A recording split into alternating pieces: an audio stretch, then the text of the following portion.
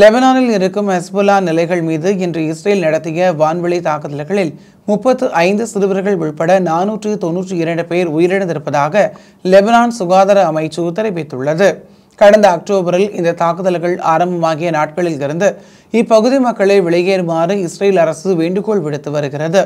இதேவேளை லெபனான் மக்களுக்கு சிறிய காணொளி மூலம் ஒரு செய்தியை விடுத்திருக்கும் இஸ்ரேலிய பிரதமர் பெஞ்சமின் நேத்தன்யாகு, இஸ்ரேலின் இந்த போர் உங்கள் மீதானதல்ல, நீண்ட காலமாக உங்களை கேடயமாக பாவிக்கும் ஹெஸ்புல்லா மீதானது என தெரிவித்துள்ளார். 1975 முதல் 1990 வரையான காலத்தில் நடைபெற்ற லெபனான் உள்நாட்டு போரின் பின்னர் அதிகளவான உயிர் சேதத்தை ஏற்படுத்திய மிக மோசமான நாள் இதுவென லெபனான் அதிகாரிகள் தெரிவித்ததாக ராய்ட்டர்ஸ் செய்தி வெளியிட்டுள்ளது.